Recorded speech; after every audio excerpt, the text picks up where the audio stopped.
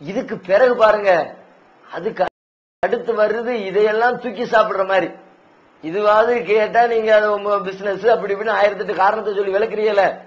அதுக்கு அடுத்து அந்த நம்ம நீக்கினதுக்கு பிறகு சில தகவல்கள் நமக்கு கிடைக்குது, அப்படியே கொதிச்சு போற மாதிரி. எப்படிப்பட்ட தகவல்? ஒவ்வொருத்தரும் அவருக்கு அவரை நம்பி அவர் பெயரால ஜமாத்துக்கு பள்ளிவாசலுக்கு இன்ன பிற நன்மையான காரியத்திற்கு பெரும் பெரும் தொகைகளை கொடுத்திருப்பாங்களே, அவங்க எல்லாரும் இந்த பிரச்சனை வந்ததுக்கு பிறகு நம்ம கொடுத்த பணம் உண்மையிலே நன்மையான காரியத்திற்கு தான் சென்றடைந்ததா, ஜமாத்தை தான் சென்றடைந்ததா, பள்ளிவாசல் கட்டுமானத்தின் கொடுத்தவன் அதுக்கு தான் போச்சா என்பதை ரீசெக் பண்ணுகிறார்கள். அப்ப அதை விட பெரிய பெரிய அப்பம் புகார்லாம் வந்து உழு. அதுல ஒருத்தர் தான் நஸ்ருத்தீன் இந்த சகோதரர். இந்த ஆண்டுல வந்து பாக்கர் நடத்தக்கூடிய ஹஜ் சர்வீஸ்ல தக்வா ஹஜ் சர்வீஸ் சார்பில் ஹஜ்ஜுக்கு போயிட்டு வந்தவர். அது மட்டும் இல்லாம அந்த பாக்கரோடு சேர்ந்திருக்கிறாரு தொண்டியப்பாவுடைய மச்சானாவும் இருக்கிறாரு. அவங்களுக்கு இடையில ரொம்ப நெருக்கம், அண்டர்ஸ்டாண்டிங். இன்னும் சொல்ல போனா இப்ப நிர்வாகத்தில் இருக்கிற நம்ம ஜமாத்துடைய நிர்வாகிகள் யாருக்கும் அவர் சம்பந்தமா அறிமுகம் கூட கிடையாது. அப்படி இவர் வந்து பாக்கர் மீது அவதூறு சொல்றதுக்காகவோ அல்லது அவர் மீது திட்டமிட்டு அவரை பழி வாங்கணுன்ற நோக்கத்தோடய சொல்வதற்கான எந்த முகாந்திரமும் இல்லை. இவர் எந்த கீழக்கரையை சார்ந்தவரோ அதே கீழக்கரையை சார்ந்தவர் தான் இந்த நஸ்ருத்தீன். அப்படிப்பட்ட ஒருத்தர் தான் கொடுத்த 50,000 ரூபாய் பள்ளிவாசலுக்காக வேண்டி தான் கொடுத்த 50,000 ரூபாய் என்னவானதுங்கிறத சொல்றாரு பாருங்க. அஸ்ஸலாமு அலைக்கும் வரஹ்மத்துல்லாஹி வபரகாத்து. எனது பெயர் நசீருதீன், கீழக்கரை மேலத்தெருவை சேர்ந்தவன். பாக்கரிடம் நானும் எனது பக்கத்து ஊரை சேர்ந்தவரும் ஒன்றாக சென்று அந்த ரூபாயை நாங்கள் கொடுக்கின்றோம். 3 மாதம் முன்பு ஹஜ்ஜிக்கு செல்வதற்கு 3 மாதம் முன்பு விளக்கு கூட்டத்தில் சந்தித்த பின்பு அவரிடம் இதை பற்றி கேட்கிறேன். நான் உங்கள்கிட்ட கொண்டு வந்து தந்தேனாக்கா ஞாபகம் இருக்குதா அப்படின்னு சொல்லி கேட்டேன். என்னிடம் இருக்குதுமா, என்ன நான் செய்யறேன்னா இன்ஷா அல்லாஹ் அப்படின்னு சொன்னாரு. அதுக்கு பிறகு நானும் வந்து விட்டேன். நான் ஹஜ்ஜிக்கு சென்ற இடத்தில் துண்டியப்பாவிடமும் எல்லாரோடும் நாங்கள் துண்டியப்பா, இப்ராஹிம் காசிமி, ஜோபர் எல்லாருமே வந்திருந்தாங்க. அப்ப இந்த சம்பந்தமா சில பேச்சுகள் வரும்போது தொண்டியப்பாவிடம் கூட நான் ஹஜ்ஜில் வச்சு சொல்லி காட்டியிருந்தேன். இந்த மாதிரி என்னோட காக்கா மௌத்தா போன இந்த காசு வந்துச்சு, இந்த காசை வந்து இப்படி தௌஹீத் ஜமாத்துல இருக்கணும் கொடுத்துக்கிற மச்சா கொண்டுக்கிறேன்னு சொல்லி விவரம் சொன்ன உடனே அப்ப எங்க கேஐசிடிக்கு நீங்க தந்திருக்க வேண்டியதான்னு சொல்லிட்டு என் ஆரம்பத்திலே கேட்டாரு. அப்புறம் பள்ளி கட்டுறதுக்காக கொடுக்கப்பட்ட காசு எங்க கொடுத்தாலும் என்ன மச்சா இருக்குது அப்படின்னு சொல்லிட்டேன். அதற்கு பிறகு இவங்க 2 பேரும் பிரியிறாங்க. நாங்க ஹஜ்ஜிக்கு சென்று வந்துட்டோம். வந்த பிறகு இந்த விவரங்கள் எனக்கு தெரிய வருது. இந்த அடிப்பில் நான் கொடுக்கப்பட்ட காசு ஒழுங்கான முறையில் போய் சேர்ந்துச்சா என்பது எனக்கு அறியறதுக்கு ஆசை. அதே நேரம் யாரிடம் கேட்கலாம் என்று நான் இருந்து கொண்டிருக்கிற நேரத்தில் கீழே ராமநாதபுரம் மாவட்டத்தில் வந்து மாநாடு போட்டாங்க பொதுக்குழு. அந்த பொதுக்குழுக்கு நான் சென்றிருந்தேன். பொதுக்குழு வைத்து பொதுக்குழு முடிந்த பிறகு பிஜே அவர்கள் தனியாக ரூமுக்கு வந்து விட்டார். அப்ப அவரிடம் நான் அந்த விவரங்களை சொல்லி கேட்டேன். இப்படி இவர் மேல சில குற்றச்சாட்டுகள் வந்திருக்குது, அதனால நான் கொடுக்கக்கூடிய காசு கரெக்டா வந்துச்சான்னு சொல்லிட்டு கேட்கறதுக்காக நான் அவர்கிட்ட கேட்கும் போது நீங்க ரசீது வாங்கலாமான்னு கேட்டாரு. நான் ரசீது வாங்கலன்னு சொன்னேன். திரும்ப நான் செக் பண்ணி சொல்றேன்னு சொல்லிட்டு அவர் அங்க மெட்ராஸுக்கு சென்னைக்கு செக் பண்ணி சொல்றேன்னு சொல்லிட்டு ஒரு 1/2 மணி நேரம் கழிச்சு ஒரு சொன்னார் என்கிட்ட. நீங்க உங்க பேர்ல எந்த விதமான ரசீதும் வரலையாமான்னு சொல்லிட்டாரு. மீண்டும் என்ன செஞ்சேன், லோகர் தொழுது விட்டு அப்பவும் கேட்கறேன், ஆனா கன்ஃபார்மா வரலையான்னு சொல்லிட்டு கேட்கறேன். கன்ஃபார்மா வரலாமா அப்படின்ட்டாரு. அதற்கு பிறகு நான் கூட அவர்கிட்ட கேட்டேன், நான் இது சம்பந்தமா பாக்கெட்ட கேட்கலாமா, நீங்க யார்கிட்ட கொடுத்தீங்களோ நீங்க அவர்கிட்ட கேளுங்க அப்படின்றாரு. அதுக்கு பிறகுதான் நான் பாக்கெட்ட வெளியே வந்து நான் எங்க ஊருக்கு செல்லக்கூடிய கட்டத்துல வெளியே இருந்து அவருக்கு போன் போடுறேன். எனக்கு சந்தேக அடிப்படையில் தான் நான் ரெக்கார்டிங் பண்றேன். இவர் கொடுத்தாரா கொடுக்கலன்னு எனக்கு தெரியல. அந்த அடிப்படையில் நான் வந்து ரெக்கார்டிங் பண்ணி பேச முடியும் போது எடுத்த உடனேவே நான் உங்கள்கிட்ட காசு வாங்கல, நான் முதல்ல என்ன அறிமுகப்படுத்தினேன், அவருக்கு என்ன தெரியுதா அப்படின்றதுக்காக முதல்ல நான் என்ன அறிமுகப்படுத்தினேன். ஏன்னா உங்களெல்லாம் தெரியும் எனக்கு அப்படின்ற விவரம் சொல்றாரு. சொல்லிட்டு திரும்ப நான் நீங்க எந்த விதமான காசு எனக்கு நீங்க தரல, உங்க மூலம் நான் எந்த விதமான காசு நான் வாங்கப்படல அப்படின்ட்டாரு. அப்ப நான் கூட சொல்றேன், இல்ல இந்த மாதிரி நான் உங்கள்கிட்ட கையில காசை தந்துட்டு நான் திரும்ப இங்க இருந்த நான் கேஇசிடி ஆல்ம்சாட்ட கூட நான் சொல்லி காட்டினேன் அப்படின்னு வரதுன்னு சொன்னேன். இல்ல நீங்க அப்படி எந்த விதமான காசையும் என்கிட்ட தரலன்றாரு. 3 மாசத்துக்கு முன்னால கூட நான் ஹஜ் சர்வீஸ் வச்சு நான் உங்களை பார்த்து நீங்க அந்த பொதுக்குழு அந்த விளக்க கூட்டத்துல கூட நான் உங்களை வச்சு சந்திச்சேங்காக்கா அப்படின்னு. அந்த மாதிரி என்ன சந்திக்கவே இல்லைன்றாரு. காசு இல்லைன்னு ஒரு பக்கம் சொன்ன பிறகு இப்ப என்ன சந்திக்கவே இல்லைன்னு சொல்றாரு. அப்ப நான் ஹஜ்ஜில வச்சு கூட நான் துண்டியப்பாட்ட நான் பேசிக்கிட்டு இருந்தேன் இந்த சம்பந்தமா, நீங்க பிரியறதுக்கு முன்னால பேசிக்கிட்டு இருந்தேன்னு சொன்னேன். நீங்க எந்த வித காசும் எங்க கையில தரல, நீங்க சும்மா என் கையில கொண்டு தரதுக்கு எனக்கு நீங்க என்ன மாமானா மச்சானான்னு கேட்டாரு. அப்ப நான் துண்டியப்பாவை தொடர்பு கொண்டு இந்த இவர் பாக்கர் சொன்ன விஷயத்த சொல்றேன். ஏன் அப்படி சொன்னாரு, நான் கேட்டு சொல்றேன் மச்சான்னு சொன்னாரு. நானும் அவரும் மச்சான் அடிப்பெல்லாம் பேசிட்டு இருப்போம்.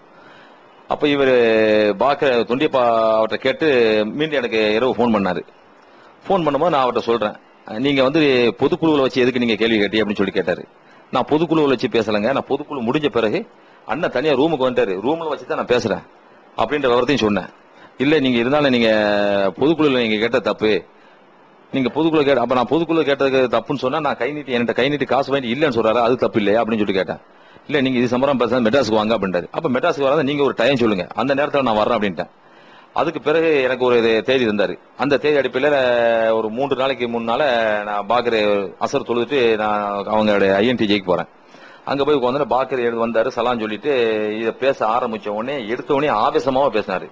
எங்க அந்த கட்டங்களை யாருமே ரெக்கார்டிங் பண்ண முடியாது. அவர் ரெக்கார்டிங் பண்ணாரா இல்லையான்னு கூட தெரியல. அவர் ரெக்கார்டிங் பண்ணி அந்த ரெக்கார்டிங் கூட பாத்துக்கலாம். அவ்வளவு ஆவேசமா அவர் பேசினாரு. அவ்வளவு ஆவேசமா டேபிள் தட்டி பேசிட்டு, நான் உங்க கையில இருந்து எந்த விதமான காசுமா நான் வாங்கல, பொய் சொல்றீங்க பொய் சொல்றீங்கன்னு சொல்லிட்டாரு. அப்ப நான் 3 மாசத்துக்கு முன்னால நான் ஹஜ்ஜிக்கு போகும்போது கூட உங்களை மீட் பண்ணி நான் சொன்னாங்க காக்கான்ற விவரத்தையும் நான் சொல்றேன். அப்பவும் பாத்தியா மருவும் பொய் சொல்றான், மயனும் பொய் சொல்றான்டாரு. அப்ப நான் சொன்னேன், காக்கா எல்லாமே சத்தியமா நான் வந்து உங்கள்கிட்ட தந்து உண்மை, என்கிட்ட ஒரு சாட்சியும் ஒண்ணு இருக்குது. 2வது உங்க KICT ஆலிம்சாருக்கு முன்னாலே நான் சொல்லிக்கிறேன். அதுக்கு பிறகு நான் பாக்கெட் ஹஜ்ஜி ஹரத்துல வச்சு நான் பேசும்போது இந்த விஷயமா சொன்னேன். இதுல பொய் எதுவுமே கிடையாது, பிரிஞ்சது நீங்க இன்னைக்கு தான் பிரிஞ்சுக்கிறீங்க. நான் இதுக்கு முன்னாலே உங்க மேல நான் பொய் சொல்லணும்னு அவசியம் கிடையாது. நீங்க எதுக்காக பிரிஞ்சு ஏன் பிரிஞ்சுன்ற விவரம் எனக்கு பின்னாடியே தெரிய வந்துச்சு. உங்க மேல சில பொருளாதார குற்றங்கள் வந்ததுனாலதான் இதை கூட நாங்க இல்லட்டா நான் கேட்டிருக்க மாட்டேன். நான் யார்கிட்ட காசு வாங்கி நான் ரசீது வாங்கியிருப்பேன் கொண்டான்னு சொன்னாரு. அப்ப ரசீது நான் ரசீது வாங்குறது என்னுடைய தப்பு தான். நான் ரசீது வாங்கலான்றதுக்கா நீங்க என் கை நீட்டி காசு வாங்கலான்றது வந்து பொய்யா போயிடாதக்கா.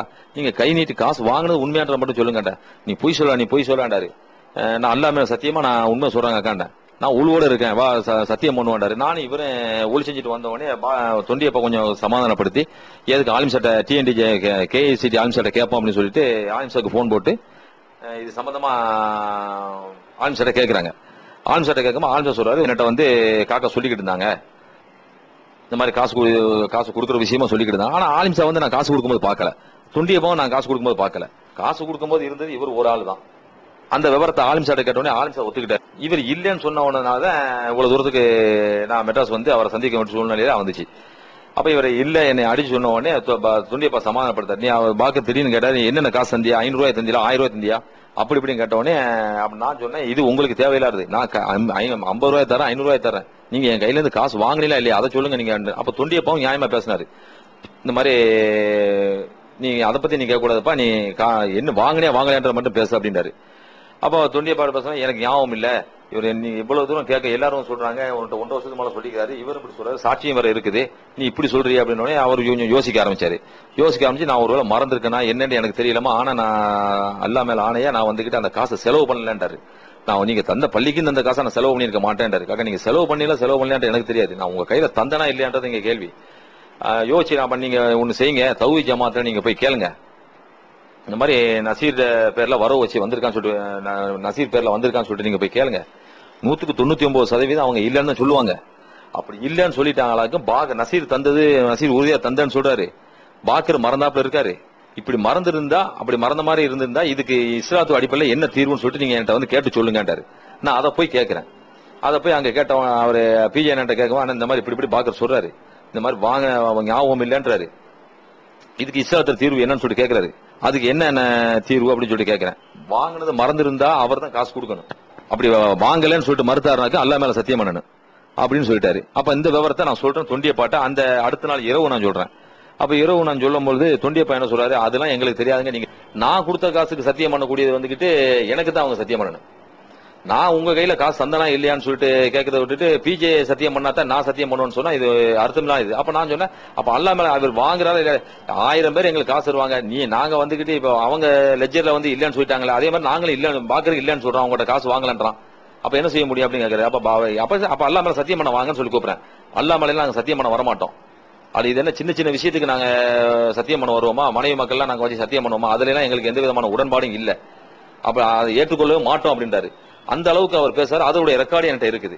பாக்கர் ஏற்கனவே என் கையில வந்துகிட்டு காசு வாங்கினது இல்லன்னு சொன்னது அந்த ரெக்கார்டு என்கிட்ட இருக்குது. 2வது இந்த நேற்று இரவு வந்துகிட்டு அசன் அலி கீழக்கரை இன்னைக்கு KICTல இருக்காரு, இதுக்கு முன்னால தௌஹீத் ஜமாத்துடைய தலைவரா இருந்தாரு, அவரு ராத்திரி போனை போட்டுக்கிட்டு நீ ஊருக்கு அவனை பாத்துக்க, நீ மெட்ராஸ்ல எங்க இருக்கான்னு சொல்லி உன நான் தூக்கிடுவேன் அப்படின்னு சொல்லிட்டு அவர் சம்பந்தம் இல்லாம இந்த விஷயமா ஏன் விஷயமா பார்க்காம PJ காலத்திலையும் பாக்கர் காலத்திலையும் நடத்தக்கூடிய விஷயங்களை வந்துகிட்டு ஆவேசமா கோபமாவும் ரொம்ப அசிங்கமாவும் அந்த மாதிரி அசிங்கமா பேசுற அவ்வளவு என்னுடைய ரெக்கார்டுல இருக்குது. நான் பொதுமக்கள் நம்மளுக்கு கிடைக்கக்கூடிய அல்லாஹ் தாலா என்ன ரிஸ்க் தர்றானோ அந்த ரிஸ்க்ல இருந்து நான் கொடுக்குறேன் ஜகாத்தை இது எத்தனையோ கொடுக்குறேன். நான் ரிசிப்ட் வாங்கலான்ற ஒரு தப்பு தான். ஆனா இதுக்கு மட்டும் ரிசிப்ட் கிடையாது. நான் கேசிடிக்கு எவ்வளவு நான் காசு கொடுத்துக்கிறேன், என்னால முடிஞ்ச அல்லாஹ் தாலா நமக்கு தரக்கூடிய காசு வந்து கேசிடிக்கு எவ்வளவு தான், எதுக்குமே நான் ரிசிப்ட் வாங்கலாம். நான் ரிசிப்ட் வாங்க மாட்டேன்றது அந்த ஆலிம் சாருக்கும் தெரியும். நான் ரிசிப்ட் அவங்களாவே வவுச்சர்ல எழுதிக்கிட்டு என்னுடைய அந்த ரிசிப்ட் வந்து கிழிச்சு போட்டுருவாங்க. நான் பெரும்பாலும் ரிசிப்ட் வாங்க மாட்டேன். அந்த அடிப்படையில் நான் இவர் ஒரு நம்பித்தான் இவர்கிட்ட கொடுத்தது. காசு கொடுத்தாவளும் அல்லா மேல சத்தியம் தான் இது. இதையே நான் சொல்லக்கூடிய வாக்கோட முபாகலாவா இருக்கலாம். அப்படி ஒருவேளை நான் பொய் சொல்லியிருந்தேன்னா அல்லாஹ் தாலா என் மேல அந்த சாபத்தை இறக்கட்டும். அது வந்து அல்லாஹ் தாலா அதை பாத்துக்குவான். இந்த பொருளாதாரத்திற்கு அடுத்தபடியாக இதைவிட ஜமாஅத்துடைய நற்பெயருக்கு கேடு விளைவிக்கக்கூடிய ஒரு மிகப்பெரிய பிரச்சனை பெண்கள் சம்பந்தப்பட்ட பிரச்சனை.